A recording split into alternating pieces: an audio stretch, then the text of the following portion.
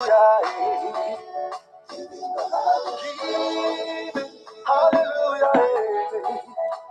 The highest praise. Hallelujah. Give him the highest praise. Hallelujah. Give me the highest praise. In the morning when I wake up, in the night when I wake up, I will lift up my voice to heaven and give you the highest praise. Hallelujah to my King. Hallelujah to my Father. Hallelujah to my Jesus. I bow before the throne. When I look at all the wonder and I see all the creation, the beauty of the universe, you never, never change. You never, never lie.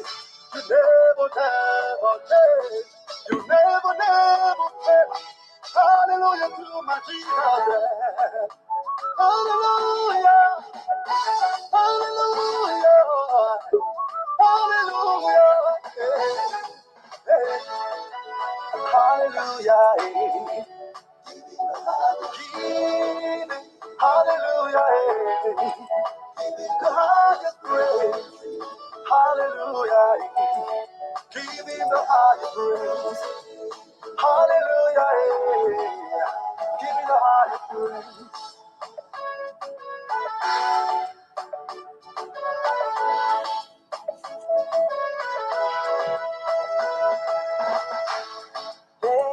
Come let praise Jehovah. Come let worship Jehovah. He deserves the praise. Come let praise. He deserves everything. Oh, the worshiping. Oh, he gave me life. I will praise his name. I'm here to praise my God because he gave me life. Come celebrate, come today, come to worship him. He deserves the praise. Hallelujah, giving the higher praise. Hallelujah, giving the higher praise. Hallelujah, giving the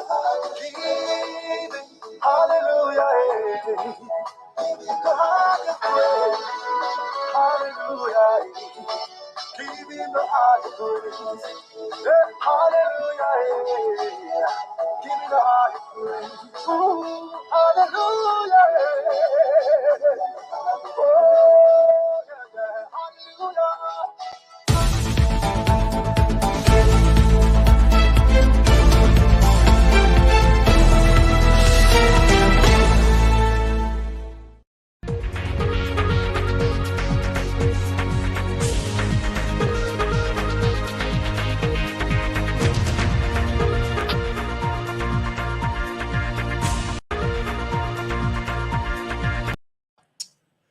Okay, good evening, folks. We want to welcome you this evening. I'm Francis and so I'm going to be joining the rest of the crew here in a little bit. Just give her a little moment here, trying to get this going, and we will get the ball on the road. Okay, let's do it this way.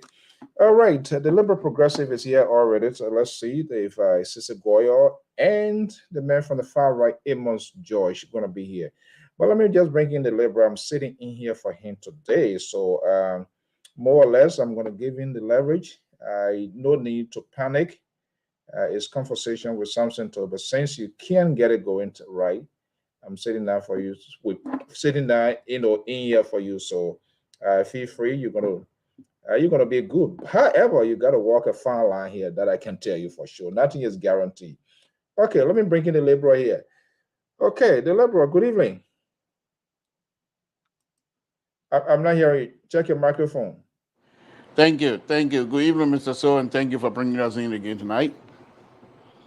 Okay, today is a day. It's a conversation with some man. You always sharp, man. You don't dress like an engineer, man. But anyway, I know you coming out here, so obviously you gotta be how you're supposed to be here. So that is very good. I should know better than that. I don't even know what I'm asking that. All right, so today is what, Monday? That's right. Yeah, conversation with Samson To. What is Samson To conversation at this event while we The wait? first question I want to ask is, what's that emblem on your chest? Is that LPR emblem that you're wearing, or what organization emblem you have on your chest there? What I got to do with it? What I Yeah, got to do with the what program? if you're going to advertise something on this great platform? We want to know who that person is. You are getting ready to lose your immunity that you should be enjoying here tonight because you you don't want to walk the fine line. All right, so okay, to our folks who say it, good evening, Benita Tabares, Jacob. Let's recognize our man, Elisha is one of our primetime follower as well, and the Honorable Willem Kigley is a former House of Parliament, Grangida County, Republic of Liberia.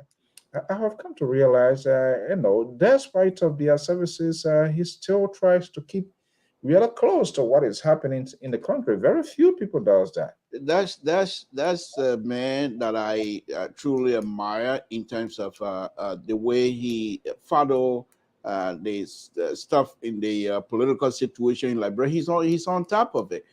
Despite his services to the Liberian government and the Liberian people, he still is truly and strongly engaged, and we appreciate that because many of us that watched him over the years have learned a lot, and for him to still be engaged is something that is wonderful, and we appreciate that. Yeah, I will try to get him here. I had a conversation with him before in the past, but the explosiveness of today's media as compared to their days in the 80s, it wasn't like that. And I hope to reach out to him so we have this sort of conversations, seeing what is unfolding now and what happened then. I don't know how that can be square out. But we want to really appreciate the Honorable Willem K. Glade, former representative of Grangida County, Republic of Liberia, for always, giving us the back. Welcome, my man, namesake, Afonso Tillet, Ali Ukuma. Yeah, Ali. No, okay, that's not. Is that? All right, let me just hold my piece here. I don't want to sound a little bit here. Good evening, Ali and Autoriat Logan. Am I calling the right name? And I'm my own man. I'm Emerson on right there in UK. It's, okay, so let's get this here. We're gonna be having a new face right here on the Liberia Public Radio. Let me see here if I can get him. Uh, we're gonna be having a new face, but not new in the conversations in the politics of Liberia. Of course, not news. He's not a new person. Now he's Dr. George Toto. Will be joining the LPRF family. He has agreed. It's a pro. We don't have money to pay this guy. Yeah. George Toto, Dr. George Toto, former to board chair, the Unions of Liberian Association. Ayula. I'm not sure whether he's still the board chair. I gotta get that right, but I'm not sure he's there. But he's going to be joining the LPR family as union contributor. He has agreed to share his expertise. Yeah, he's going to be coming here. But I've also I will give you an alarm because we have someone on this network here with the history of always. I'm quite sure he's trying to figure out who this guy is, his political association here, and the Liberal is very good of doing that. The Liberal. Yes. Dr. George Toto will be joining us here as a senior contributor. Let me get your reaction. Have you figured out something you are very good of, kind of like putting people in that sort of category in a special and unique faction? Well, Mr. So, Dr. Toto, who is a smart young man, very intelligent. He doesn't rush. He takes his own time to express himself, and I think him coming here on board, I think it's something that we all welcome and we appreciate that because he most likely going to be able to contribute to the intellectual discussion or discourse among ourselves here on this platform. And so to have such a caliber and a character on our platform, I think is something that we welcome and we appreciate.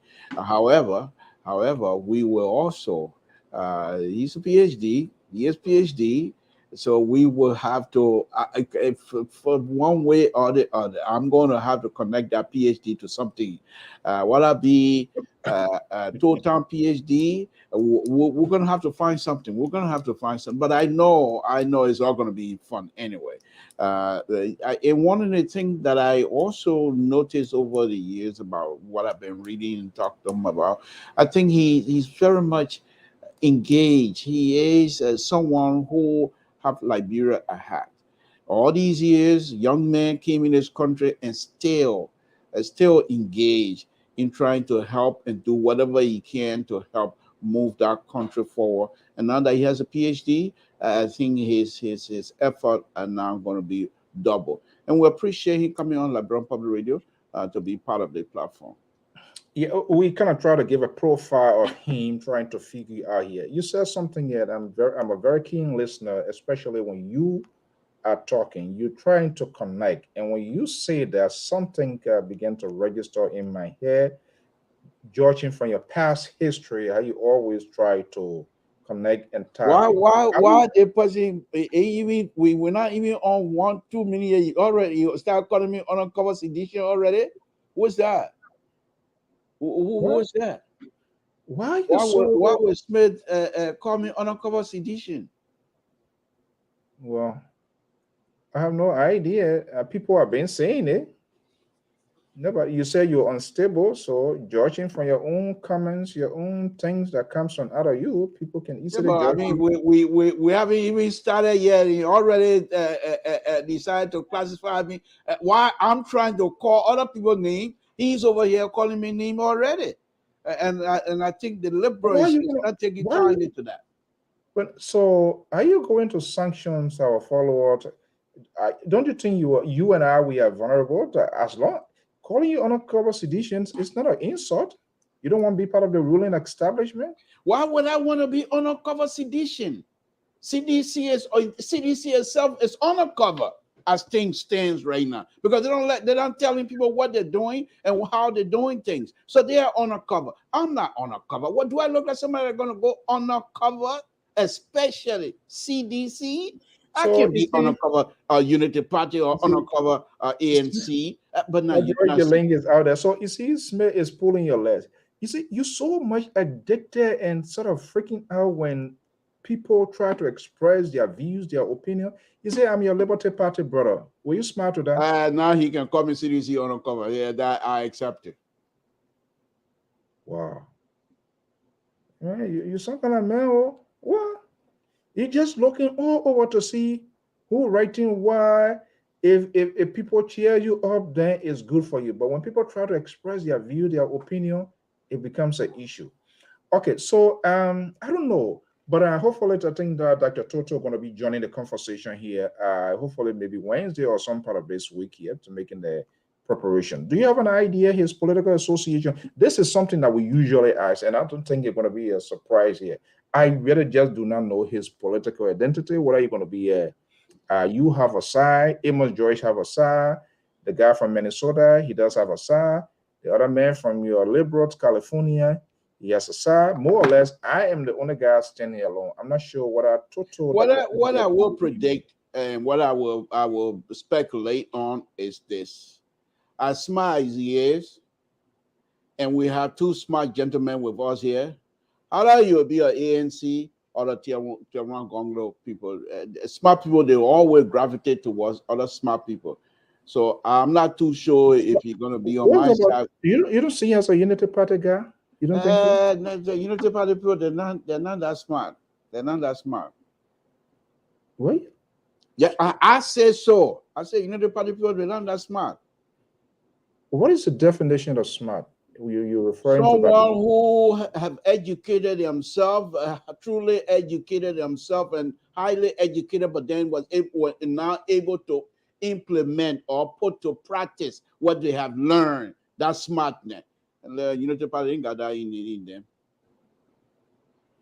So, but we will know. I'm quite sure we're going to be asking him. I mean, that's the tradition on this network. If he comes out, he said, if he comes out, Unity Party, I will eat crow. You know me about that. If he comes back and say he's Unity Party, because you're too smart, he's very, very smart. So if he come back and say Unity Party, then I'll say, okay, Unity Party, they're smart. Then I'll eat crow. But until that, what could be the predictions of his talking point here with you always on the other side? You always try to be the guy alone that people are against. I don't know why you feel so like you are a hater guy for whatever reason. I don't know. So I'm not sure whether you guys going to be friends. Because this is what I've discovered about Liberians. They are not liberal. These are conservatives.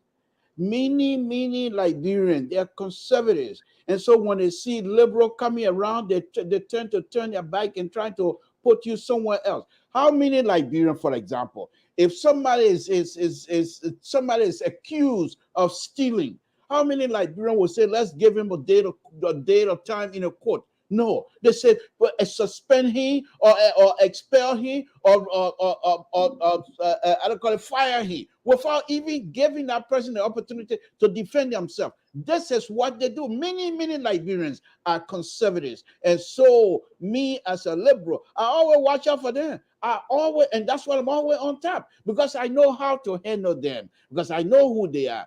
And so if I as a Liberian liberal, when I'm approaching Liberian people, I know exactly what to say, because Liberian people that I know, they don't have it within them to be liberal. They're always that what you did? Okay, you're throwing away, you're throwing inside and throw the key out. That's all been happening years and years and years and years. So I know these people real well. I think Mr. Smith is trying to stir out trouble here, and let's see here, because I think you are in the process of falling apart. I stand with Billy. I support Elizana Coleman for president. Where does he stand? He will. That's why I said here. He will Musability. He's not a real Liberty Party member. He will Musability. If you were truly a Liberty Party member, you will come and join my sister. How can you be a Musa? So is it fair for you to no? Hold on one sec. Is it fair for you to also say that you are not even a genuine Liberty Party member? You're supporting Joseph Boyka. You're not telling Yombi Kanga Lawrence to run. Okay, our man Sisse Goya is here. Is our senior contributor to our base in Minnesota. Is here. So it looks like I'm not sure how this is going to go like that. Okay, sister, good evening. Hey, how you doing? How you doing, the liberal? Did I just hear you say he's the only liberal from Liberia? That's what he's saying. Can you imagine? Many Liberians are his talking point. Does it look like a real liberal talking point? In fact, you know, I'm waiting for the great revelation when Dr. Toto comes on. Oh my God! He's another one. He sees. Oh Lord! I'm waiting for that great revelation. So, what is your anticipation with him? Do you know his political identity? By the way, we just try to kind of profile who he is, what he represents. Of course, we're going to be asking here on his first day. He's still making a preparation. But Sister, you seems to be taking on people now very aggressively. Is it what sort of strategy? The liberal. You rather you say Pat George, you rather you hit Docolet, even though you gave him sort of a rising welcome. Docolet thought everything was going to be at ease, but when it comes to this sort of conversation, you are far from it. No, I like, you know, when you don't keep people in check, they start to think they fly too high. So sometimes they fly way too high and they get closer to the sun, and you gotta melt the wax on their wings and bring them down a little bit. But I don't want to be the spoiler. I'll wait for Dr. Toto to tell you which way he leans, and then we keep the conversation from there. What happened? Is it like you have already carried a question that you really want to put forward to this doctor here?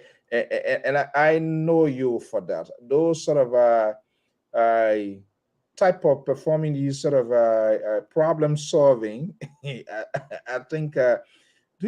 Can we make a guess game? You know, he's a EULA guy. Is it fair to say, maybe he's one of the Ellen Johnson Sirleaf wing type of folks here? Is it fair to say that? Well, he's an institutionalist. I can say that. He's been with the EULA institution for a long time. I know him from EULA. I've known him for a long time from EULA.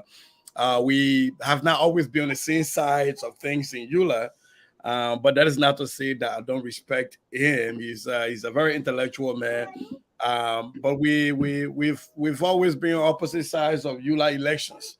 So I'm hoping we don't be as far apart in national elections, but you never know. But I do know that he's one guy who stands for institution. He is very built on structure and foundation and process, which is good. So, but that does not lend itself to CDC. So I can safely say that if he is a seditious, he would just be one of those people that getting headache like Dr. Lester Tinney.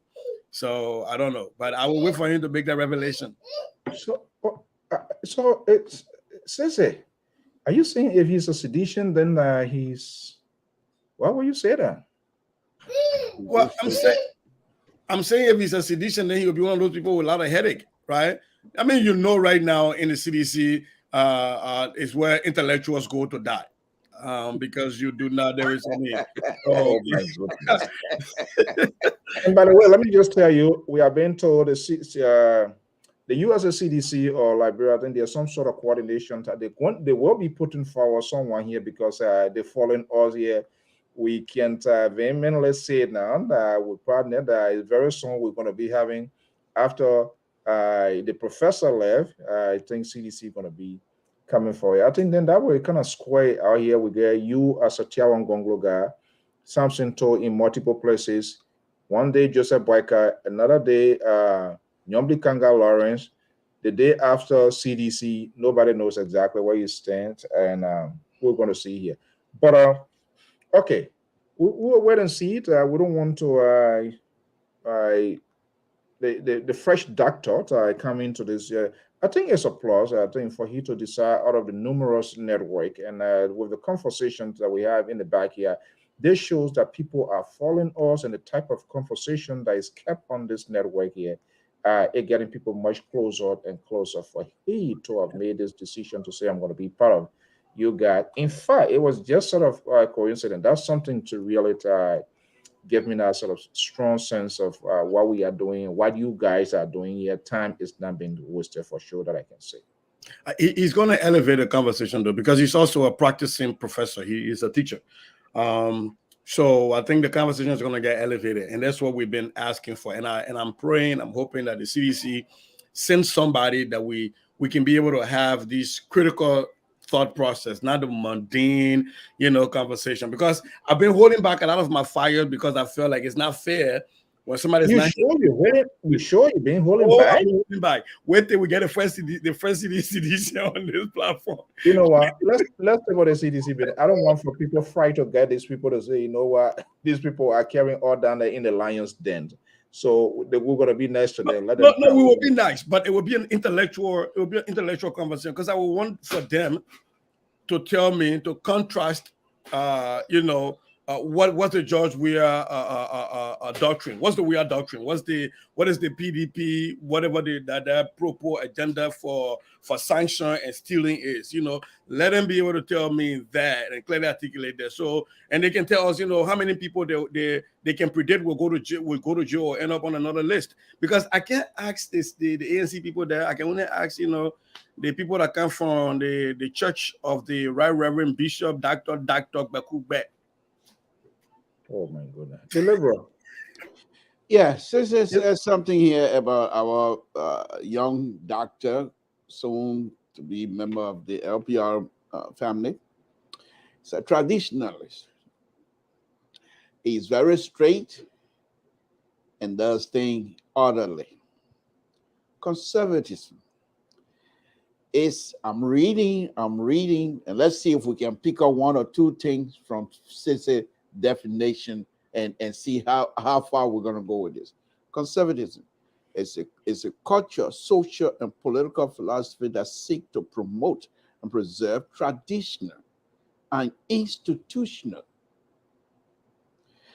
A conservative, so institutionalist, whose center trend on may vary in relation to status quo. They are now quick to act and accept changes. I hope that one word is used, institutionalist.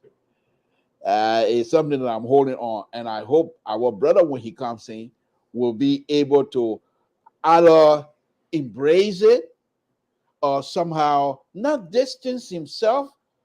But if he can wiggle his way around that, then it will be helpful. Other than that, I will call him Dr. Conservative himself. But let me say this. As I was saying here earlier, I think this young man, on a very serious note, this young man joining this platform is going to be a very big help for all of us, because he's not one of those that just throw worries around. Not one have you heard, even when he was in the part of the, I call it ULA and what have you. Not one have you gone to any of the ULA function and see him standing there pointing finger or even engaging in our own Liberian type of Liberian engagement where we yell, and that's an engagement. That's no fight. There's no confusion, but we just express ourselves like this and like this and like that. That's what we do. But not once will you see Dr. Toto express himself in that kinds of form.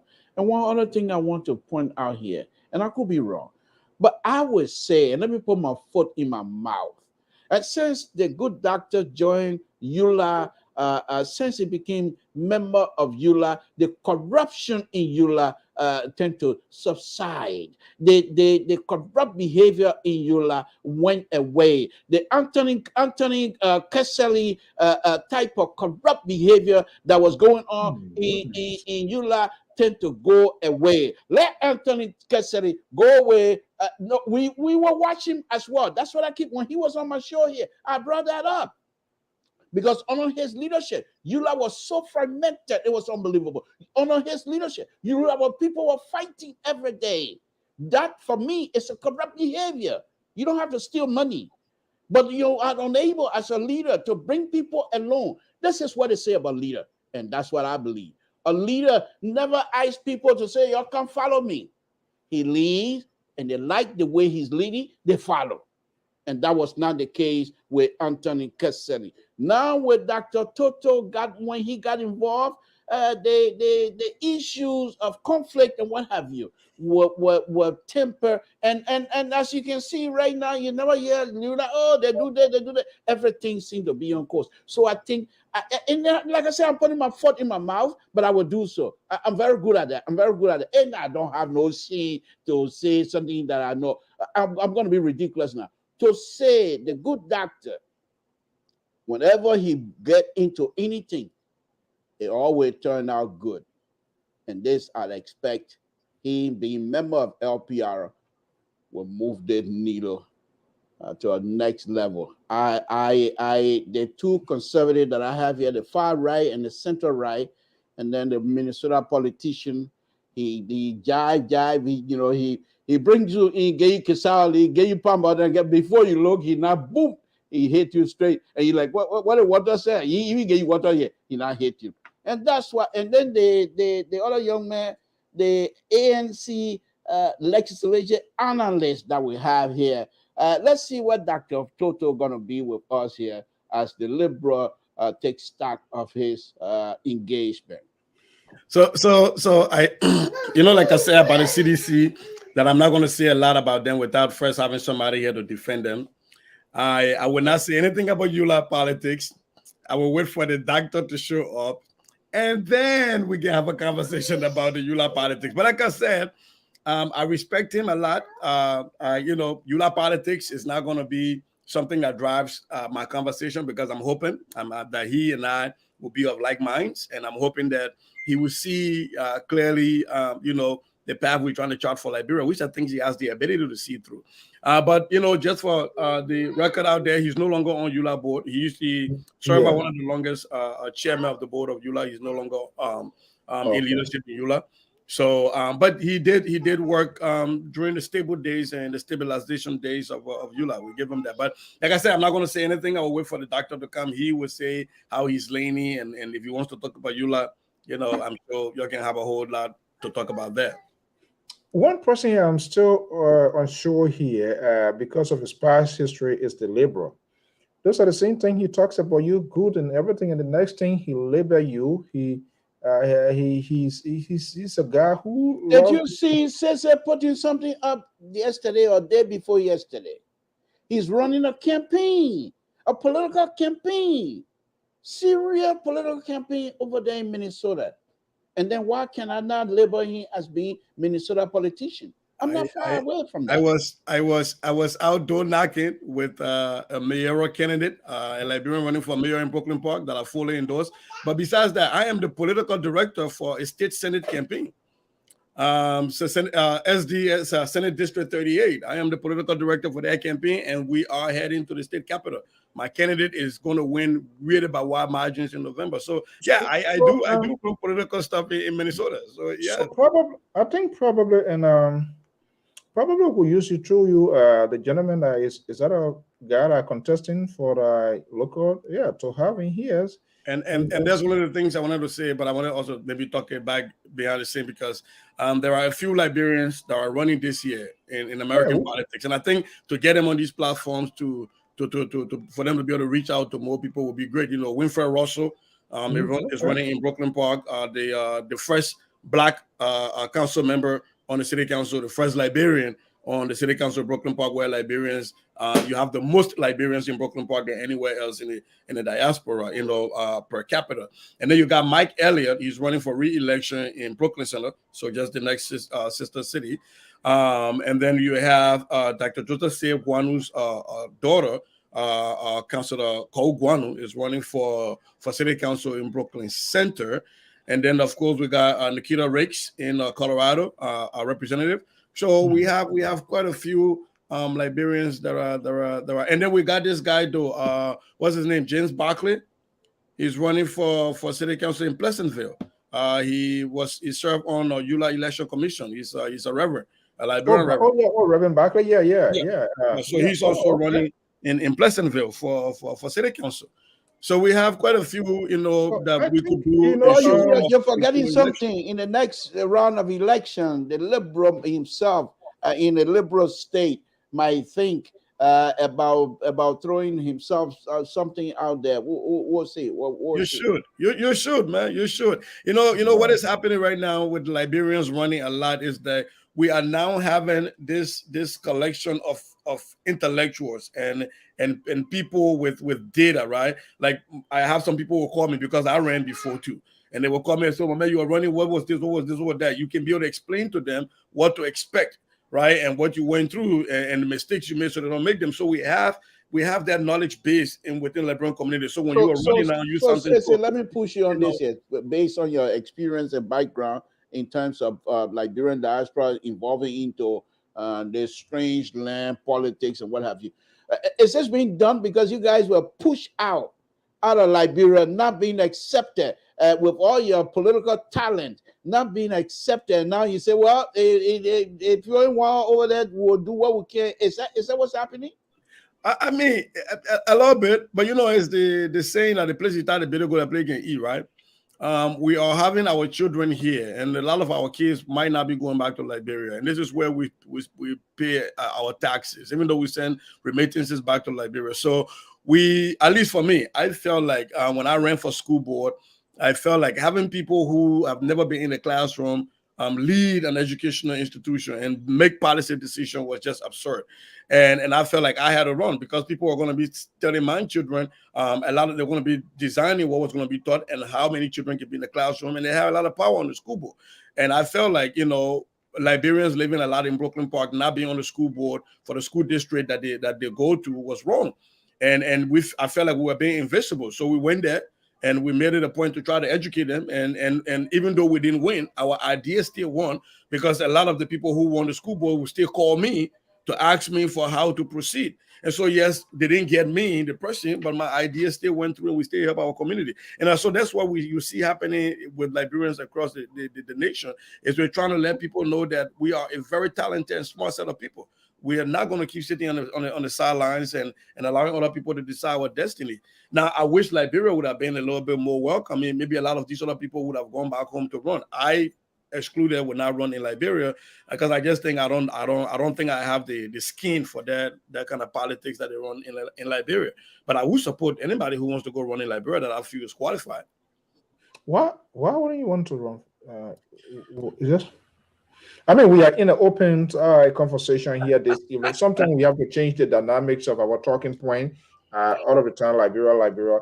And I'm happy, like we have in my own state here, Nathan Bia as a state representative here. And I think this is a good thing. Do you think Liberians should have taken the lead to get involved more actively in the politics of this country?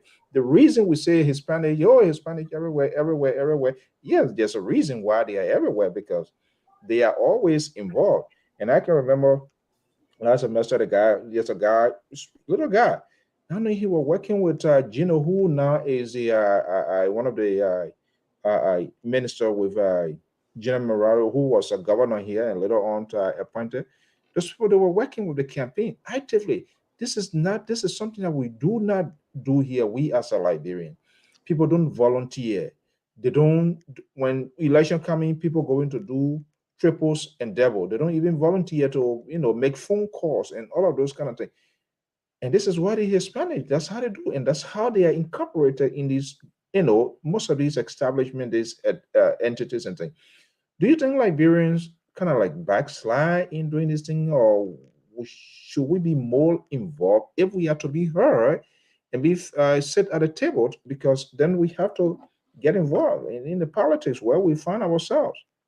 Yeah, and I think the problem is the difference in our natural way of running politics in Liberia, and we come here and this is new, right? Because in Liberia, the politicians come after you, they come to seek you always, and they beg you to come on, and they bring rice and they bring a megaphone and they yell. And here is different. But in Minnesota, though, and I think in some other states we've been seeing. For example, there was a Liberian. I hate to call him kid because he's a low brother. Who was a special assistant to the governor in Minnesota, because he was so deeply involved in the race that when the governor went to the governor mansion, he was there serving with the governor. We have Liberians here who are organizers when I say deep involved in gubernatorial politics and in state politics, but we're not as many. All right. And so when you ask people to go and volunteer, they take it, for a joke, but they don't understand that that's how you start to build access to power and political power. Right. Yesterday, I left my home. I went out to a campaign rally for my candidate. We were there raising money for her. And again, I'm the political director on that Senate campaign. So we stayed there after that, and I saw my brother in the crowd. So my man, let's go do knock. It was about 43 degrees. He said, my man, cool. I said, let's go do knock. We got out and we knocked on doors. We knocked over 200 doors, him and I together, yesterday in the cold. And then we came back, because the point there is that if you are not making those investment in people to run and get them to win, then you are not at the table when these critical decisions are being made. People don't consider you. And I say, and so that's one of the things we're working on here right now in Minnesota. We first established the African voting bloc. And that was to get, because when politicians are going around, they're talking, they go to the other community to talk, but they could not come to the Liberian community because they didn't understand how we voted. So we brought together people who created African voting bloc to be able to tell politicians what are those things that are important to us. And for them to know that now we're going to start harnessing our power to vote as a bloc. And if your campaign message is not tailored to us, then you can forget it. And that carried a lot of weight last time. As a matter of fact, Liberians were responsible for flipping a U.S. House seat in Brooklyn Park. It was in Republicans' hand, and the Liberians came out for the Democrat, and we came out and we said he was our son, he's Liberian. The man will come say, Bati, the white man, we brought him out. We brought him, and we knocked it out. We took the seat from the Republican. And because of that, and with other work, there is a Liberian lady who works as his legislative aide with security clearance in the U.S. Capitol. So we are building that political power here in Minnesota, and I think other states can learn, they can do it, but we have not done it to a perfection. One of the things that's missing is we don't have a financial power. And so there are some guys, and we're in conversation right now by establishing a political action committee. So you get a political action committee, and you can raise money, and you can endorse candidates, and you can give them money, and you can give them manpower to go do knock. Yeah, that power, once you get that power, people start coming to you now to seek endorsement. Now you start to hold political authority and political power, and you can do other things. So those are some of the things we're working on. Yeah, But it's a hard work. Yeah, I think we're good for us to change this sort of narrative sometimes. And this is what, and let me just bring in the Liberia. This is what my own guy, who is our chair of the board of directors of the Liberian community in Rhode Island, Nathan Liberal. In fact, he led a campaign that get Nathan Bia today to be a state representative right here, and that's the action sort of committee. So the Liberal, why these Liberian, the proliferations of Liberian organizations that we have here? Why didn't these people kind of try to maybe made their bases, their organization to be more actively involved in the local politics, because that will really sell out well, because we have the OLM, I mean, powerful organizations in Minnesota, Pennsylvania, this Liberian-based organization, all of that. Why they never got involved in all of these things here, you think? Is it too late? Mr. So it's never too late. But this is what I'm going to say about that. First of all, many Liberian community leaders are not five-sided. So let's put it that way. They don't look ahead. They look right by their side. And what they look at is how much money the organization have in the cover, and who is the board member. And in fact, Minnesota OLM, whatever, they had a serious issue when Capel Doyen were in charge. I thought somebody was going to get killed because it was so bad at the time. The jealousy, the jealous spirit within us, it's our own downfall. Instead, and that's why I'll just take it right back to Liberia. And that's why you have most of the foreigners, when they come over there, they don't take long to become rich. But if the same type of businesses that the foreigner owns and are rich, if you give that same business to Liberian man, Liberian people will not do business with him. They rather go do business with Lebanese man. They rather go do business with Fulani man. They rather go do business with other foreigners or Ghanaians or whatever than their own Liberian. Because why? I believe because Liberians are just jealous of each other. Number one. And secondly, Mr. So the question you asked about the organization leadership and what have you. The days of Samson Toe involvement back in the days, 19 week.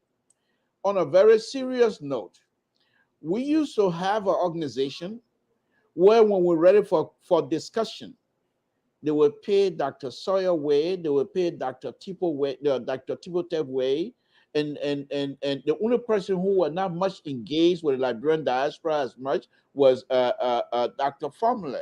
But the rest of them, they will come in here and have a serious discussion, how to move things forward. Now, when you do these things, it's not just to benefit you, but they also give you experiences all over, and you can utilize those things. The young Liberians now, the leaders of Liberian organization, Liberian community nowadays, what the most thing they want is to get power of the organization. And what do they do with that power when they have it? Many of them don't even move around. They stay within their own organization. And if you even look at Pennsylvania, you have the Liberian organization, but you have section and county organization. You would think these people that have so many voters, so many of them are all citizens, U.S. citizens. There's no question asked. Some old lady that can't even speak, she got passport, she got like American citizenship.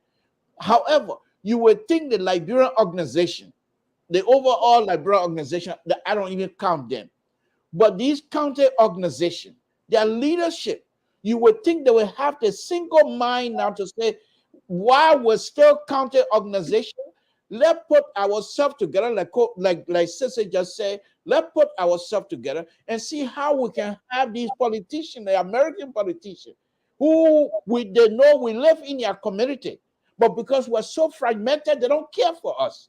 And they give us things that they will normally not give to any other community.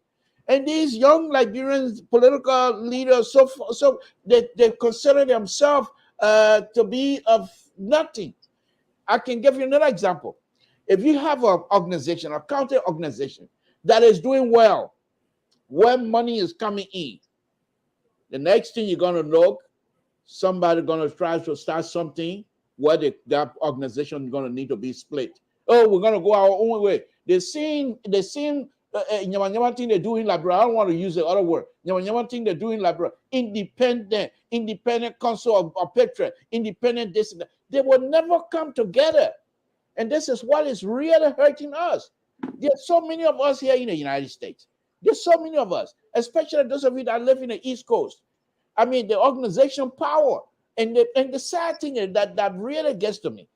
The people, the young Liberians nowadays, they're very smart. And they're hardworking. They're willing to work. But they don't get along with each other. Why is that? I believe that has to do with disrespect for each other. They don't respect each other, and therefore they don't want to work together. Do you see that working together, they start bringing each other down? Yeah, before I bring in Sissy, do you see that as a cardinal reason to disrespect, or people just don't accept people's views, their opinion on things? Well, I can Mr. disagree. So, I can disagree with you respectfully. I don't know whether you are taking on the age level, but you can say something and say, "Hey, no, this is how I see it. This is how I view it. This is my opinion." But on the other side, other people, that other Liberian culture or mentality, the other person, when the other person speaks, that's it. No any other person can say it. That's the door is closed. Is that what you're referring to? and that particular mentality has been abused. Boy, to welcome. That particular mentality where the older person is being respected by young people has been abused at this stage. Now, Mr. So here's some of the thing that is very concerning for me. You got some old people just like myself, and they want to be president of an organization. They are unable, just like myself, they are unable to organize something to have a meeting. These organizations, it requires engagement, constant engagement with each other, trust, because you can only get trust when you engage with somebody constantly and having conversation, and make sure the person understands where you're coming from and you understand where the person coming from. But you all like myself, and then you want to be president of what? Of you can want to be president of your house. People like me. So hold on. Let me finish it, please. Let me finish it. It's very important. People like me. What you need to do is sit in a bike and say, okay, what is a good thing you guys do? I will be here to be your support, but I want you to do the right thing. And you continue to do that with the young people. Another thing among the young people that is lacking, and when I'm going to say here right now, people are going to say, oh, man, you're not making no sense. You must, in an organization, you must have some stupid people. Not everybody will be sensible. If everyone becomes sensible, you're going nowhere because they think their idea is better. You must accept to be stupid. It doesn't mean you are. But because you want a collaboration, you want things to move forward, and you will not move anything anywhere if there's argument and disagreement all the time. Look at the CPP, for goodness sake, Mr. So. This organization, the CPP, when they put it together, let the liberal end, because you're stirring some real heavy stuff in the liberal this evening. Let me just end here, please. I won't take long. Look at the CPP. When these people came together, look how much energy they generated. You think without the CPP, or you think Costa would have had that kind of massive success of demonstration in Liberia? No. The past year, because they were so together, these people came in and decided, okay, this is what we're going to do. Liberian believed in them. Liberian decided to follow them. And because of that, these themselves voted in Dylan because of that. And what did they do with that success? They decide, I think I can do it. This is so successful, we can do without that. And this is the mentality they have towards this coming election. And they will be flocked massively if they don't recognize that.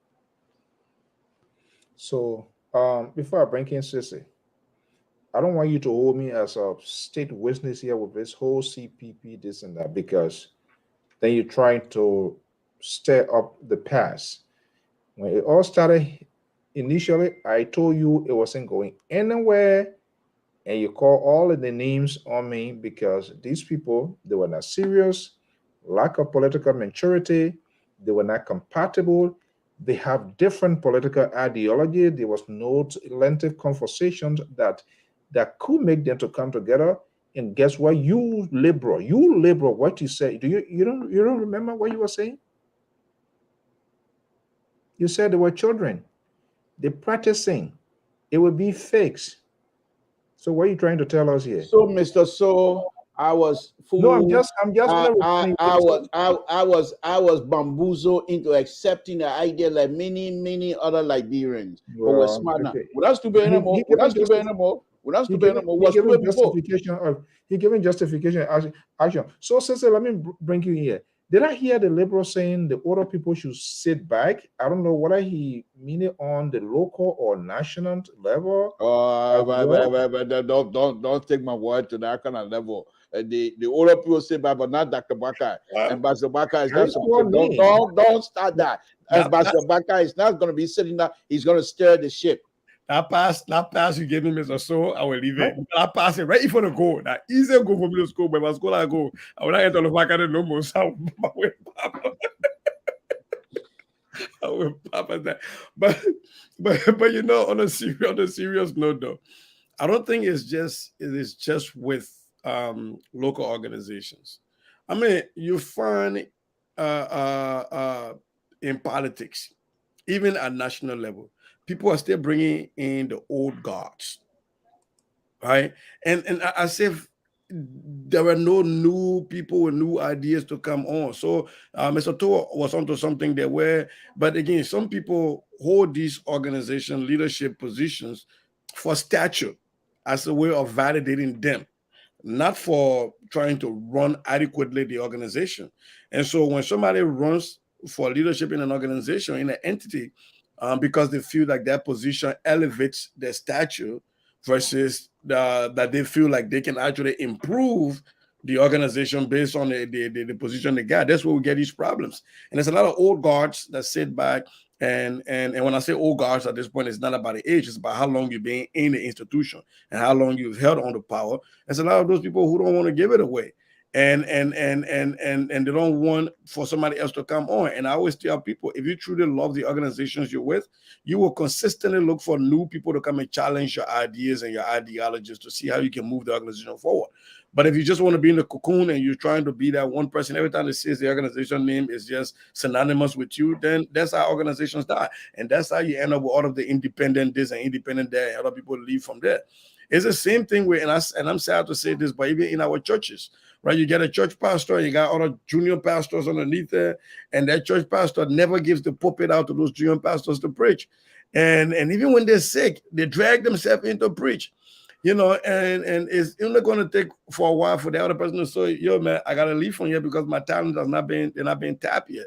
And it's the same thing. You know, I remember what Ellen Johnson government, the first education minister, was education minister when I was in 6th grade. And you're telling me, you know, between that time till now, there was no other Liberian with a degree in education and that has done the work that could ably lead the education ministry. That was a problem. You know, you look at the current government right now. We're bringing in folks like Charles, like Bright and Archibald Bernard and stuff. That they really telling us that there are no newer people within the CDC that could be advising the president on issues. And you see the same thing with the ANC, right? They just brought Louis Brown, took in dust at him, and took out with McIntosh, took them off the dust, took the dust from there, and they bring them back in front of us, right? It's the same thing everywhere, you know. So it's a sad situation, but that's what we always do.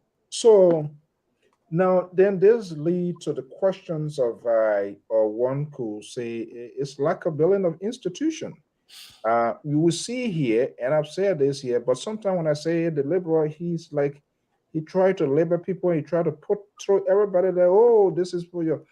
We see it from time to time, even the Republican and the Democrat. In every election, nearly every election, literally, you're going to see some sort of potential face of these party. Why? Because these old guys will fade away. And in order to sustain this political party, you must start growing new faces of the party. Let's look at the history of our political parties in Liberia. NDPL, let's come off lately. The only preparation, the only person the face of the NDPL was then Samuel Doe. the Liberian Action Party, then Tuan Red, and all of those people, and you will come later here, even the MPP. Nobody could, because if anybody could have come and rise up to say, this is what I want to do, guess what? They're going to go to the president, this guy, I want your job, or this person here, I want to do this. We see the Unity Party being around for the long years. Helen Johnson Sirleaf left for 12 years. This party as an institution did not put a long-term goal that after Helen Johnson Sirleaf, we need to bring the new phase, new future of this party to carry on. What they did, something told them, and sometimes when people say it and then people get mad, how do you expect these? And you got to rest, is it? How do you expect? Who wants to be on a soccer team and you just want to be wearing substitute jersey? Tell me, who wants to do that? When you know you are skillful, when you have the ability to punch that goal to get a kiting result and potentially could be a winning goal. Helen Johnson said he was leaving 12 years. After 12 years, it was evident that she was not going to go for the third term. You know, what was the structure? What was the contingency plan of the Unity Party for some sort of continuity or survival of the institution? She was unable to hold her VP, somebody that served you for 12 years, to say, yeah, this guy must continue my legacy. That didn't happen. It speaks volume. But guess what? People still came back here, and then something told you, telling her all people they should sit back, but he does not have the guts to say, hey, it's time. And it's not like a specific thing against Ambassador Boyka. But at this point in time, for like Unity Party and people who are being there, it's time to give way to the new generation and be there like play a supervisory role to see but they will hold on to it until when it crumble and go underwater, like when your house is being foreclosed, the only alternative you have to do is to move. You can't do any other thing again. That's the problem that we are having. And that's the same thing with these little sectional organizations. Somebody wants to be in power for 8 years, 9 years, 10 years. These sort of Idi Amin or Mobutu Sese Seko type of leadership. Then yet and still we say we want to change the system. I know the Liberal is kind of like is a little bit in trouble right now. The Liberal, are we making sense here this evening? Yes, Mr. So, but I think you people are considerable for you Johnny come lately, because I've been on this thing here for the longest. I've been saying on my own show from time to time, Mr. So, what is happening here is this: is the Liberian politician, old politician, have failed us miserably. There's no question I ask. In terms of Liberian politician and the failure of not being able to recognize young talent, it's not something new. It's been going on for years. Liberian politicians, So how do we stop it? Yeah, Mr. So, the only way you're going to stop it, when opportunity arises and give itself up to us as Liberian, we scramble it. We don't recognize it as being opportunity. Now, I will say this again, and sometimes I say some stuff here, and people say, oh, man, ridiculous. And yeah, sometimes I say some ridiculous stuff. The Civil War of Liberia, as deadly as it was, and all of us, nobody is unscathed on this. Every one of us were affected. But that was the end of that Civil War. That was the opportunity for Liberians to start new, to say, okay, those of you that are going to want to be X, Y, and Z, you should consider yourself like a founding father of this organization, of this nation. And let's see, and here's an interesting thing, Mr. Saul. Many of these people, many of those politicians, they have fought so hard to bring changes in that country. And when the opportunity was given to them, they decided the same changes that they were fighting about, it was not worth it anymore. They decided to go back to Tubman days and bring out all of the bad things that they fought for against. The revolutionary. to fight against these things, to come and go back to Tubman days and say, okay, well, this is something we'll do. They started it on the wrong. Look at the government before Ellen, the caretaking government. Look how corrupt they were. People died. The grave of Liberian was still fresh when these people thought they had the opportunity to enrich themselves. What's stopping the Liberian people from erecting some sort of a monument in the center of Monrovia, our country, and go from county to county to say everyone that got affected, all of your children that died, everyone, give us the knee and put that placard right in the center of the city where Liberian will mourn their death. We don't do that. We don't do that. The leadership we have, all they think about is themselves. Nobody will look back and say, we have the opportunity, we miss it. Okay, it's gone. Why are we still having people not recognizing that Liberians, young Liberians, smart, there's still the opportunity is still there. And in fact, one of the things that I always say on my show, the government, even this present government, one of the things that just because they're so jealous of each other, for them to use this opportunity and come here in the United States or even the Liberian diaspora and say, look, we want to build this country. Each of you, each Liberian, we want you to give us certain amount of money, but we want to raise certain. Look at when we go to the function. Look at money we raise. People we don't even trust, we still raise and give them the money. People we know very well they will eat our money, but we still raise the money and give it to them. You also part of that. Well, whatever. You can hold my foot, hold my leg. I don't care. But what I'm saying to you here, Mr. So, is this: if any other government, if you come here to the Liberian, and all Liberian need to do for you to demonstrate that you are trustworthy, they will give you money.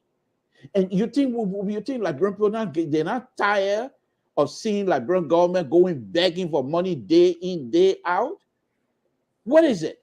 That even when you're going to transport a car from here, ratting car that you take from here to Liberia, by the time you get the car out of the port, you're broke. You want to sell the car and come back. You take something old shoe, you want to sell it. By the time you free there in the port, you want to give it up free so you get back and come to your family. What kind of country is that? Because why? We continue to fail and not recognizing the opportunity of that country. But Liberia will come up. It's not going to remain like that.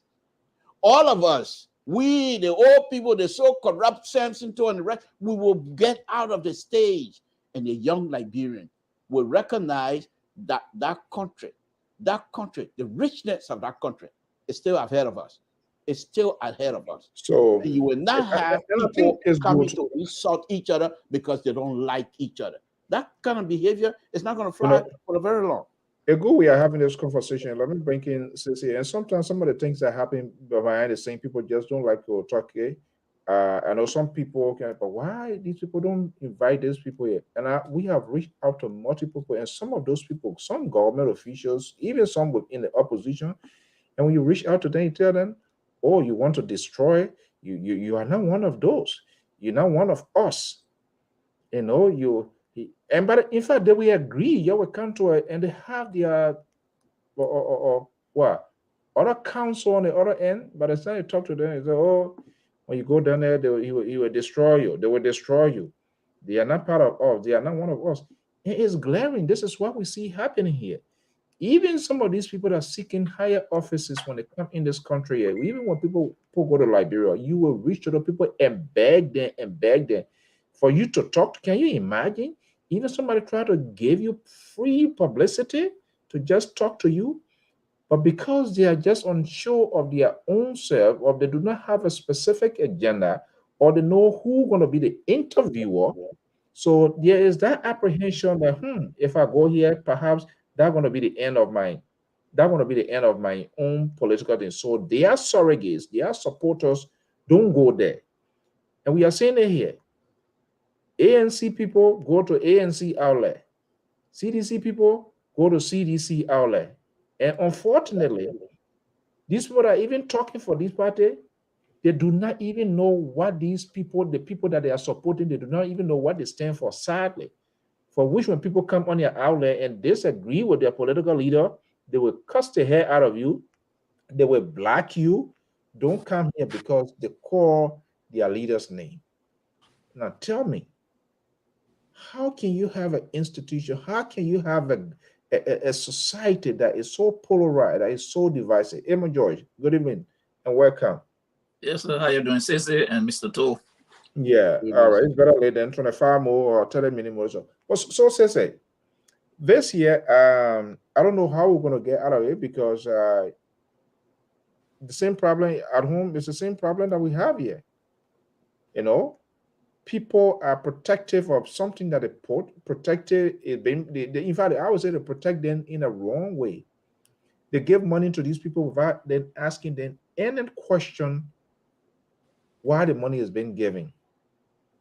Oh, the man will change the thing. Oh, the man will do this.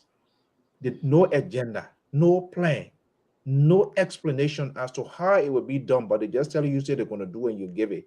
And these same people, the turn around today, they come back here. Oh, knowing what I know, you got us to be where we are today because you did not ask any question.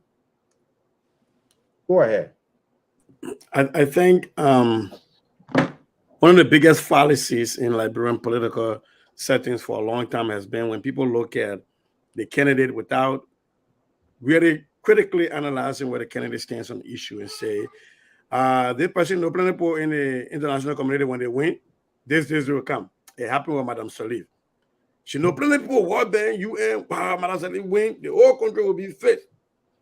It happened with Bekube. Oh, the man play football everywhere. The man no plan for, by the time he win, it will fit Bali Island, right? And now they're setting us the same bill of goods with Alexander Cummings. I wanted for you to come so before I can say my own because I don't know gossip about people. You know, so they say the same thing about Alexander Cummings, that he knows a lot of people who work in corporate America, and so he will do ABCD instead of actually critiquing people. And when we go back to the old guys, you know, the issue we suffer from in Liberia is we pretend to have political parties when we don't. We have political clubs. Because if you have political parties that were about the institution, you would not have a vacuum in leadership when one person leaves. There are some political parties that don't feature that presidential candidates every year. I mean, every political year, every election, because they don't have that depth. They don't have the bench. So you go to play an all-day tournament when we should be beginning. We go so now you're playing all day. We're playing for those Clora Cup trophy. You play 11 players on the field and you carry 11 players. When one of them get hurt, you got no bench. And that's what you're dental handicap. Right. And that's when you see the number 5 take on the jersey, he wear the goalkeeper jersey, he go stay in the goal. Because you weren't well prepared. God forbid, if something happens to the leader of the CDC right now, not the coalition, but the Congress, who is the next best guy to put up that is ready? That they Nowhere. Unity Party. If you don't even want to call Unity Party, I can tell you no one. Even so you go Unity Party, it's the same thing, right? And sad to say, even the ANC, who is the next person if Cummings, God forbid, something happens to Cummings? Who is the next person they can put up right away? Right? So that is what political institutions suffer from. And that is what you saw that happening at the NPP convention. When Madame Joa Taylor went there and she was unopposed, even though there was a faction in the group seeking to withdraw from the political collaboration with the ruling establishment. But that faction did not even have somebody to put up to contest for the stand-up position against Joa Taylor. Because the bench is non-existent. And the only good thing Liberian political parties have been good at in most recent years in training people is to train their own youth wing, the military youth wing, right? And they militarize the young people. Forget our most recent history that a lot of people are still traumatized from the activities of military activities. The military youth wing, the revolutionary military youth wing, and that is all political parties have been good at doing in Liberia. That's the only way they build people in Liberia. They haven't been able to really build out a new generation of people ready to take for them. And that's why, I always tell people, even my guy, that up to this time, I understand he's an institutionalist, but up to this time, after a convention that the LPP has not even come up with telling us who leaves what and where and stuff, it's a problem. It's a problem. And Alexander Cummings took the lead on that. We got to give him credit for that. At least we know who to chastise and we know how to say, yeah, this is where Cummings went wrong. And we can hold him to that. That's a good thing. But who else is doing it? The old papa in the race, according to Mr. To, has not even announced anything. And he is a more established politician, political entity. Bill wrote in 6 months. Right, and I want to congratulate the ANC today because I've been seeing that all in my inbox that they finally started a website for Alexander B. Cummings, and they've been pushing it around that there's a website. My only question though is that the ANC website or is that Cummings website? Because again, if you believe in political institutions, the political party has a website where you list other candidates and you list what the party stands for. And then the candidate has a website, which we always do. And that candidate's website talk about what the candidate ideologies are. And that candidate's website will also be linked to the institution represented. As it is right now, if I'm trying to run as a senator on the ANC ticket, would I have to go on Alexander Cummings' website and have my stuff there? So I'm just thinking it's a great thing that Cummings has a website. We can go there and read stuff, and people don't have to say, they say that's a great thing. He's always leading. I got to give him that credit. He's always leading, but I think they are putting the cart before the horse. They were supposed to at least first have a party website where we can go and find out what the ANC as a political establishment. So wait a minute. Yeah, they send that to me. I don't have no secret. I send that here. So I've not had a chance to peruse it.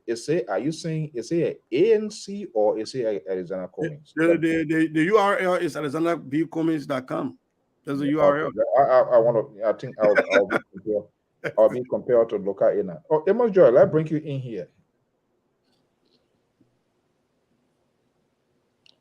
Yeah, I'm listening.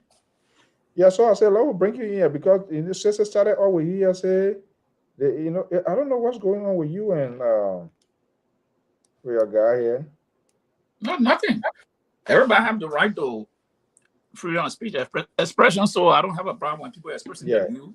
AlexanderCommons.com. But this is just ridiculous.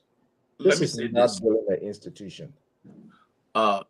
Cesar went around naming people, but he failed to call Dr. Tipote, Dr. Sawyer, the political scientist, whom his candidate worked on him. Dr. Sawyer, where's that party today? That he want to go around other people. But I think Ryan told them. The organizing party, Dr. Sawyer was the man. When he left, they said, what happened to that party? The man was a political genius of Liberia, Dr. Sawyer. What did he do? The institutionalized that institution, he never did it. So when he left the scene, even when he was living, the party was dead.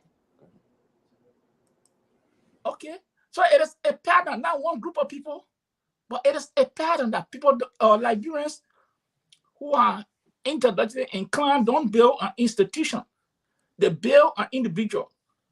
So by the time that person leads, the whole institution is dead. In every organization, not even just the political, but even in other social institutions, we have not been brought up into that way. How can we put things in place? So if I leave the scene, the institution will still stand. It will not only be resting on me. That since I left, that's the end of it. But it's a visual cycle in Liberia. Every institution, every corner you find, it's the same thing. Over and over. The question, how can we change that? That is the question that we're supposed to be asking and try the proper idea. Okay?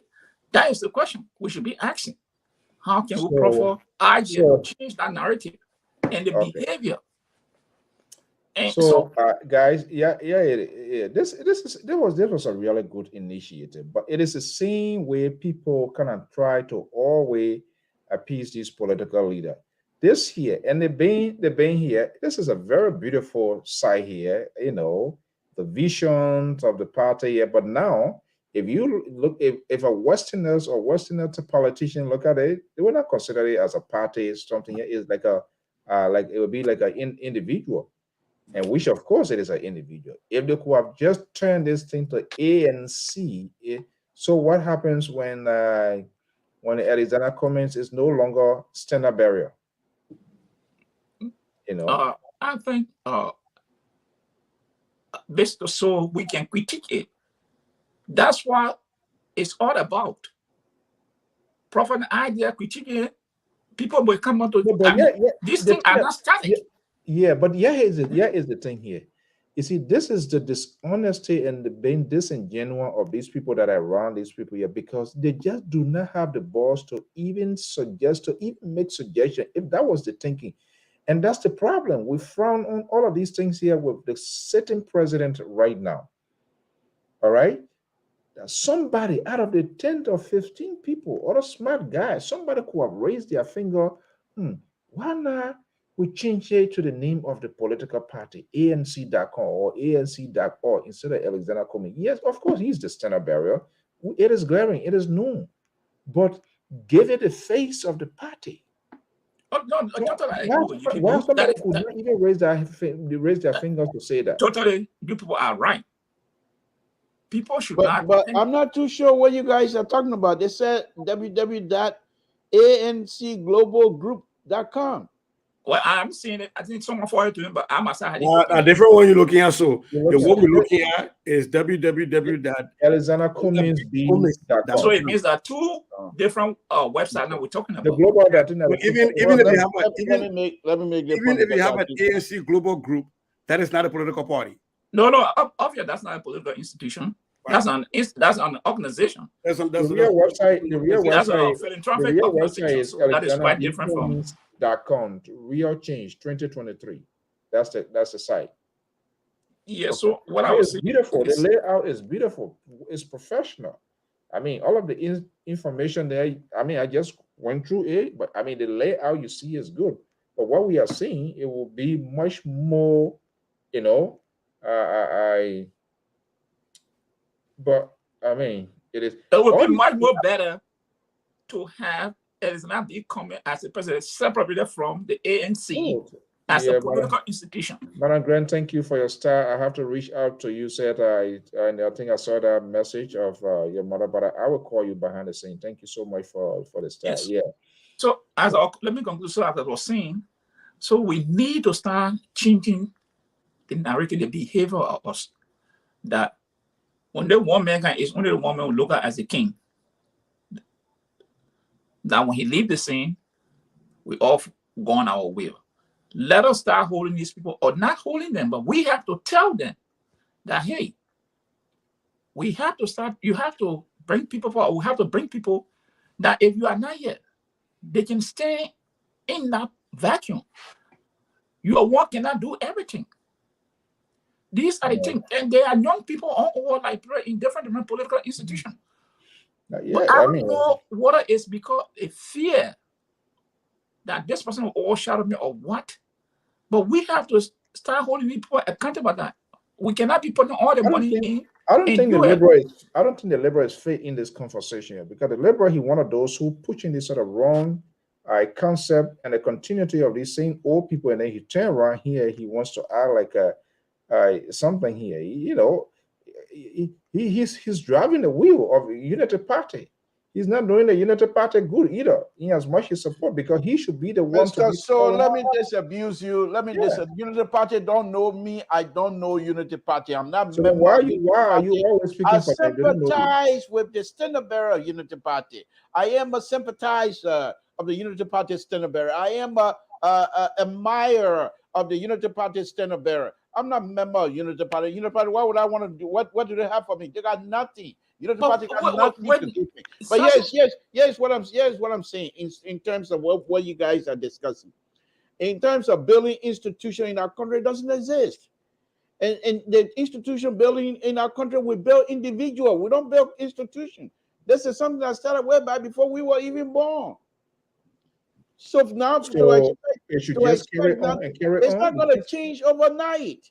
And that's why you will need people, young people, like-minded young people, to insist. For example, why are we still, and you got people who are a strong supporter of ANC, who are very young people. Why are they worshiping Alexander Cummings? Why are they not telling him when these kinds of things happen? Who is among these young people to say, Honorable Cummings, this is not something that we want to do? If you want institution, you want to build institution, you start from there. Cummings himself, and this is another thing here. Yes, another thing that's going to happen here that's going to be very, very interesting, Mr. So.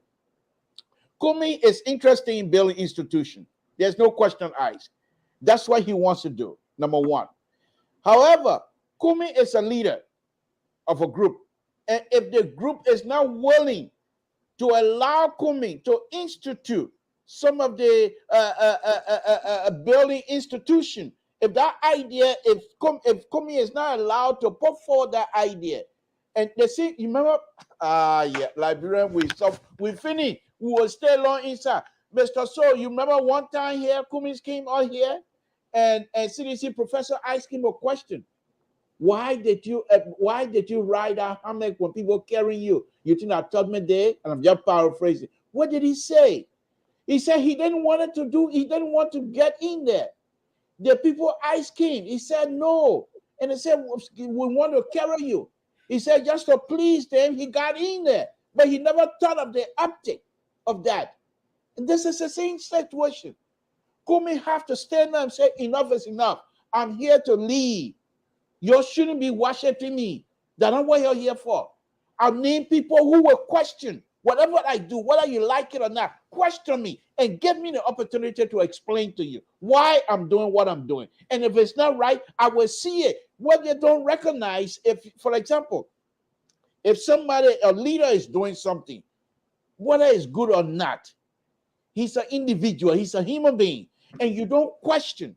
You are not giving that leader the opportunity to actually see exactly what he's doing and what is it that is going to, how is it going to benefit people? Because by discussing the idea back and forth, you allow the leader to be just like the liberal and have a wide range of thought and just be like the liberal Samson to and come to the kind of position from a broad perspective. But if you start worshiping like they do with ANC, Alexander Cummings and what have you right now, then you're going nowhere. We're going back to the days of old man doing.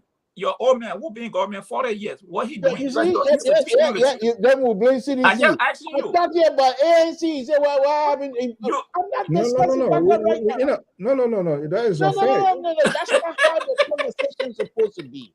I'm discussing ANC. And if you have issue with Buckeye, the way to carry on the intellectual conversation, you don't come to say, you see, this is how, and that's not so the liberal speaking. Now you got the central right on here tonight. You're getting ready to fire us. You were quiet and cooperative here when we were on here. You were Cecil myself, and you were good. Everything was fine. Now the central right is here. Now. The wrong side of the fence here right now. So let me deal with both of you. Let me deal with both of you the way the conversation is supposed to be. Not to question me, but to come out and express your own by bringing in whatever you think Dr. Buckeye or Ambassador Buckeye is not doing. I'm just saying that people worship coming. Now you're gonna go, yeah, but yeah, worship Dr. Buckeye. What is the change? What is spoke about something? He named his political leader and named other political leaders. But you speak about other people, and you don't want to call your political leader or the man you support. And I want to necessarily the same problem, but you want to single one person and lead your political leader behind. Well, what kind of man they are?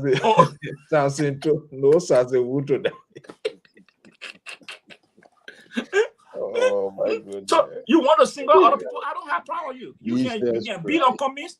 That will give him an idea what he going wrong. That's good. But just call your person. You lean as a wall. I was involved into, I don't know what I've ever said this before, but I don't see beyond these people, it's just a complete waste of time. Because first of all, when you try to, and our sister was saying, when you try to be honest, when you try to raise your finger and tell them, they're going to close you up. they're going to put that blockade, that wall of Jericho. I think they want the Gaza owns it tell lie with the Israeli and the Palestinian. It tells lie because they don't like it. See what Samson told is preaching here tonight. He should be ashamed of himself. You ask a question and the person try to answer it. He said, "No, we're not talking about it 1 year." Yeah, can you give me a chance, please? You are talking here. Nobody interrupt you, please. After me, that actually is Mr. Georgetown and Sissy. So it's not coming to you now. By the time we reach you, the show will be over. So the show will be over. So I'm not sure whether you get NSA here. You talk for long now already, but this is it. He said he's supporting a party which he's a sympathizer, but then he telling us here at the same time. I don't know how he can reconcile that statement. Old people should say bye, but he here pushing the old man every day. And I look at George Lobo and other food. Wait a minute. Is there no any competent person that able to take the mantle to run with it? You don't have the guts to say that, to say, hey, you know what, oh man, you have done. We want you to be the brain behind this. He just does not have the energy. That's the fight. And then the still says something told here, crying every next stabilizer. He's going to break everything to part. And my prediction, the reason they are pushing it, oh man, they also want to be more than CDC to loot because they're going to make they're going to loot that country there. I mean, that's the fight. I don't know That's why. the fight. That is the fight. He's saying they have here because they are not even giving him chance to have his own voice. Famous George, go ahead. Yeah, from that assistant. And Mr. So you and I have said it over and over. Of course. And the reason you and I, Mr. So you and I. Go ahead. I'm just trying to help you. Go ahead. I'll be quiet. I'm not gonna say anything. Go ahead. You want me to do you a spoon to put you in the back?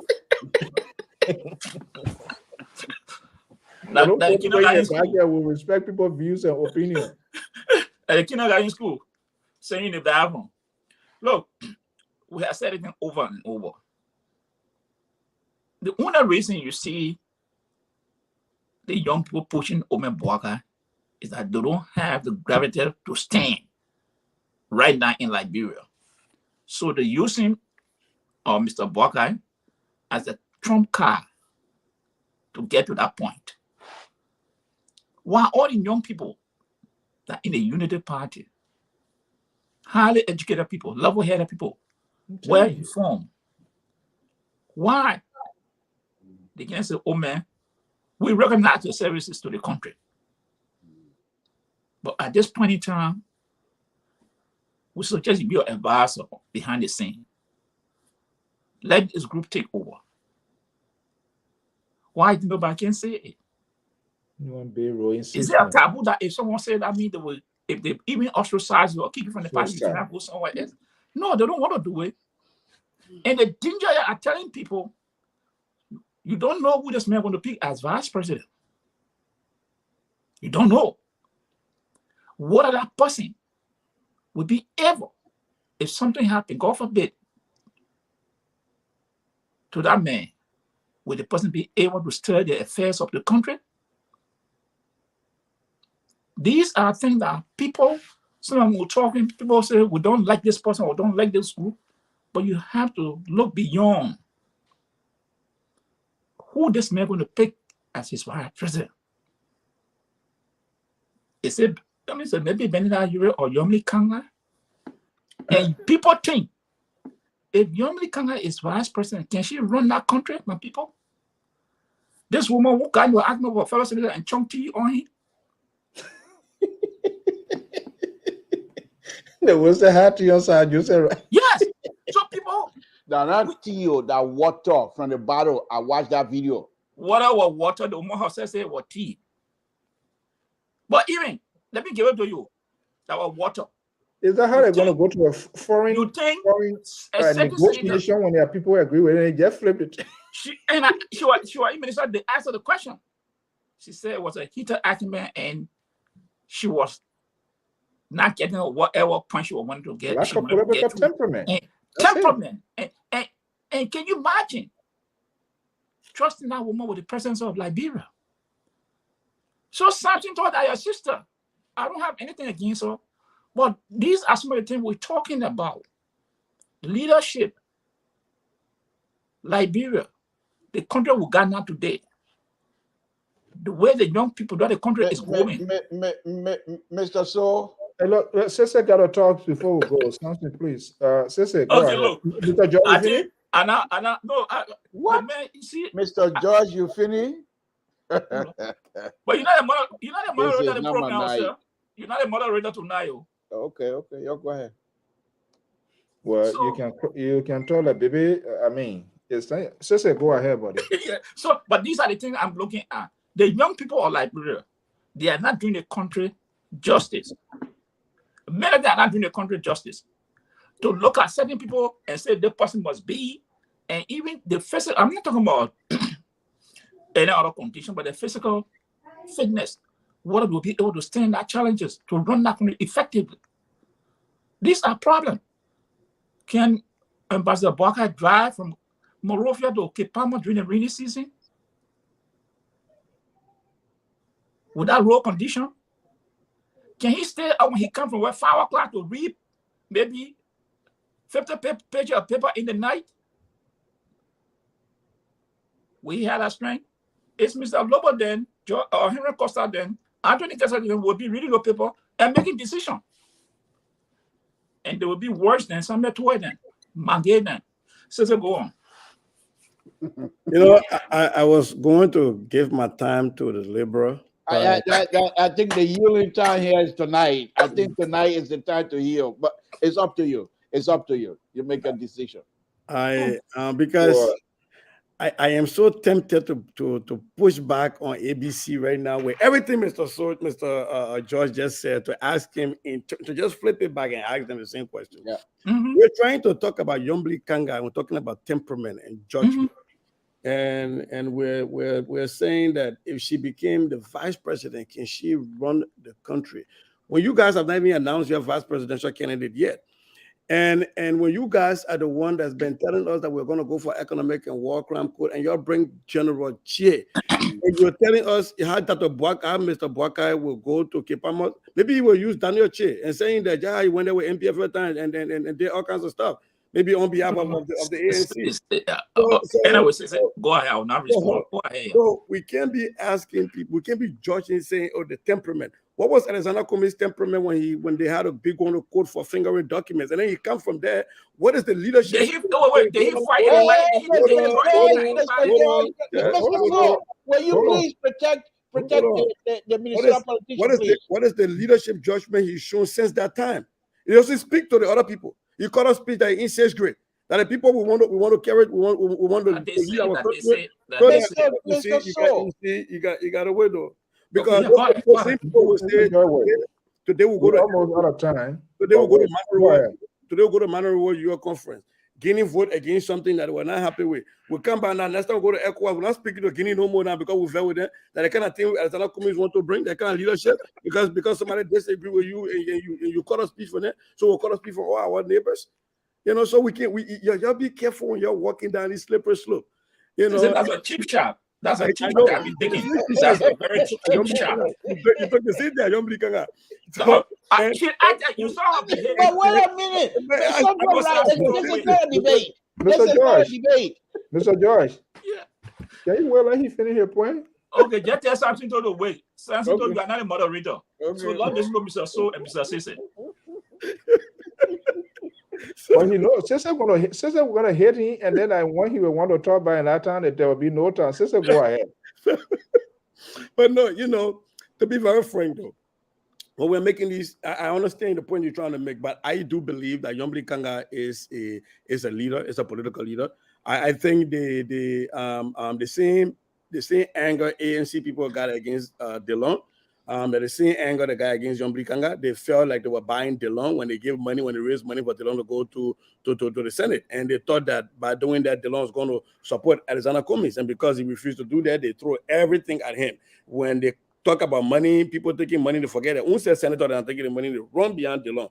And I think it's the same thing with the Yombli Kanga piece, because they thought that ability had the ability to deliver the Grand Bassa vote. Now they found out that they can't. They're bringing in Toga Glewe McIntosh. They're bringing in Louis Brown. They're bringing in Madame Cassell just because we want to get a share of the Basso vote, knowing that Yombli Kanga is the queen of Grand Basso. And you can't get it. So because of that, you got to come at her for spilling tea on Sir Joseph. Your lawmaker, my own cousin, your lawmaker, you can be an applicant cousin who do you don't talk about that. So it's about we are protecting our own criminals. That's what it is. So for me, I had disagreed with Yagako on many occasions. I will wait. The only time we can have a moral argument with Alexander Cummings, we'll wait till the day he removed General Chie from his advisory council, from being the man that he goes to listen to for national security and national defense. Then we can have that conversation. Let me say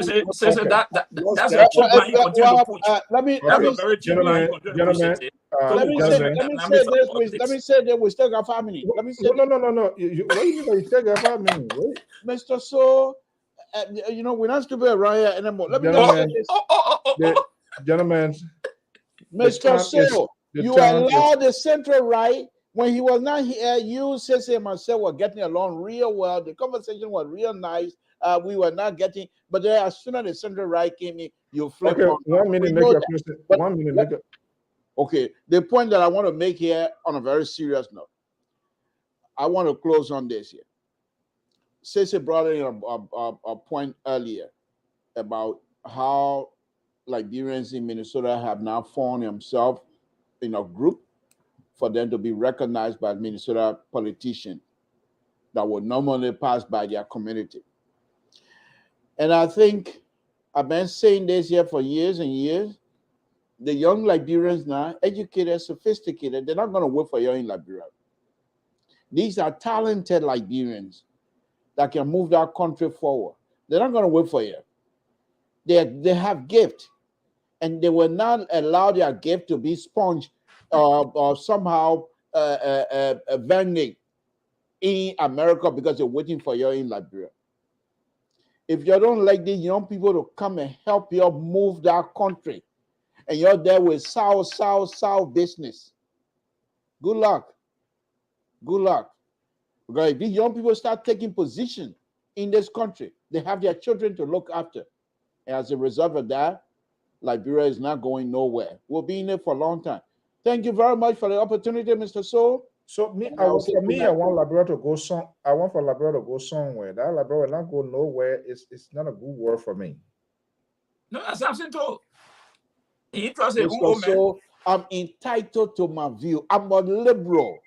You're not going to force me to take your conservative way. I'm not the central right. The man who talking, that's why Mr. So you and I, except when you become you and I in this place. I thought we were here to express our own individual opinion. But then instead, it's now you and I, you and myself, you and us. No.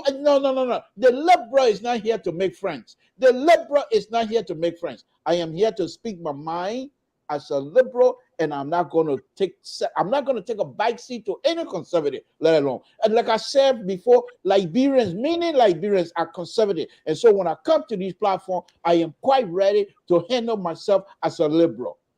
You see how he finished speaking, Mr. Joy. He will call Jumbly me, he will call and Dr. Bwakani. He just told you. No. Let me just say this. The show over. He don't want to go in that territory. He don't want to go in that terrain. The show over. Yeah, you finish. You already exhausted your time. They gotta remind you before you call it. They've been running away from you. You said that his sister. So this proved the point. If you doesn't know anybody and you want to talk for them, you can't just talk effectively because you just don't have an idea who these people are. But you're talking for them.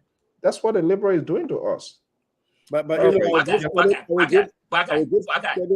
give credit to the ANC and to Cummings because I've spent some time on the website. I've been looking at their policies. They put some skeletons on there that at least Cummings is allowing people to have a conversation about. He brought out his list. Whether we like the list or not, it gave us an insight into how he's thinking. He's brought out this website that now I don't have to depend on Mr. Josh to tell me something from the same man. Show me where it's at. You can just go to Alexander B. Cummings. You can go there as a resource center. You can read it, right? And I think for that, Mr. Cummings is a trailblazer.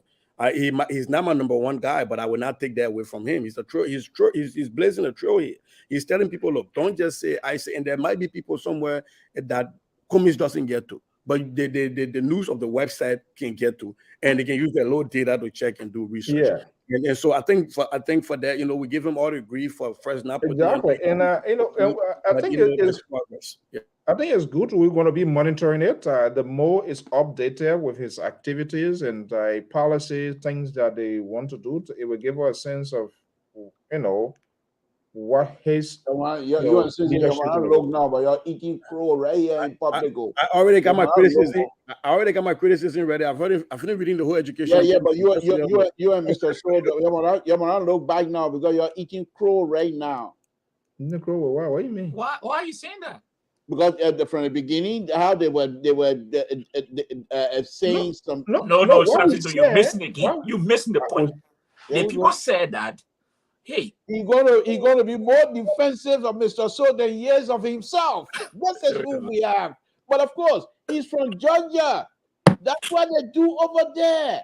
He's from Georgia. Listen, they like Donald Trump more than they like themselves. Something too. I want to thank you so much. Sure, I will make sure that you are not paramount chief in total. No, there we go.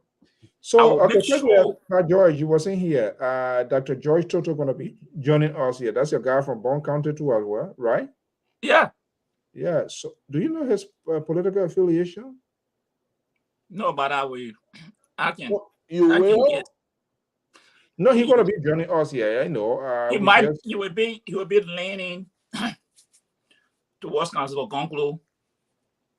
You'll be leaning towards Councilor Conclo. Only the smart people gravitate towards the smart people. I know that will be the first, the second choice, but that chances is very slim to go towards Boakai.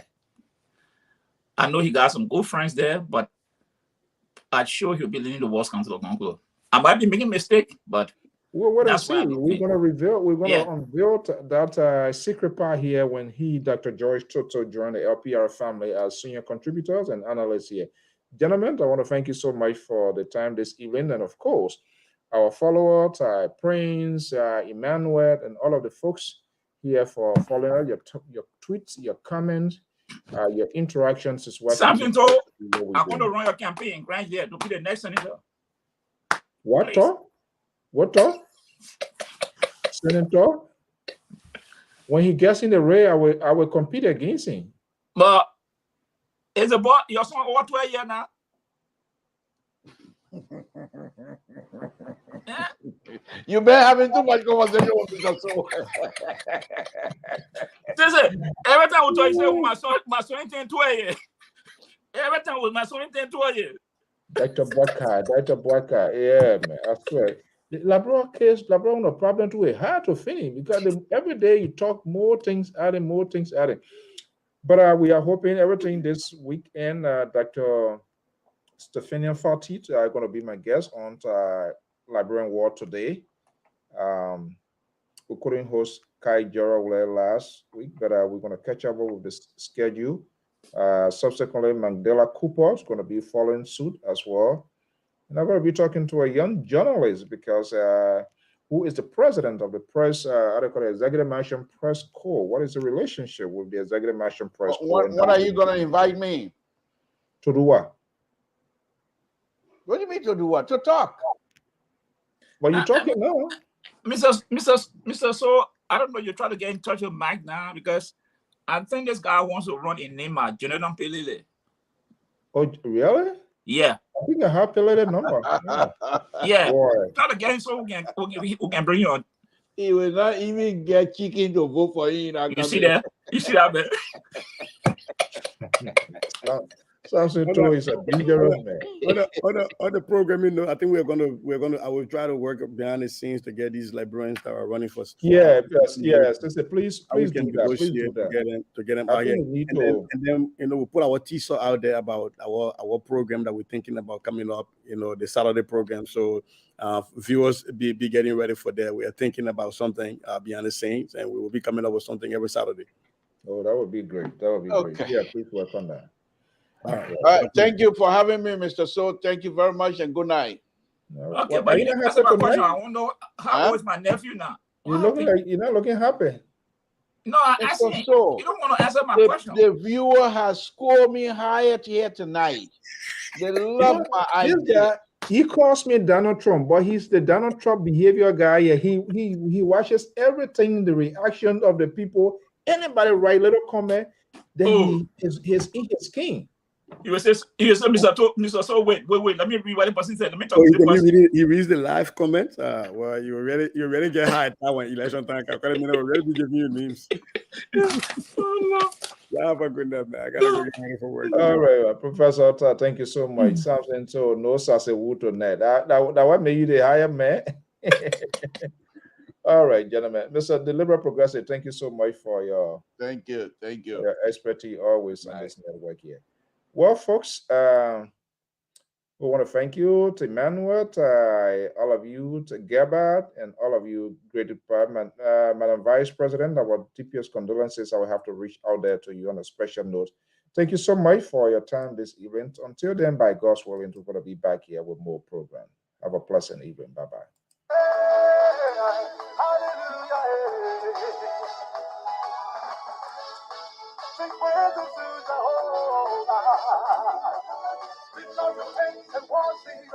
Lift up your voice and pray.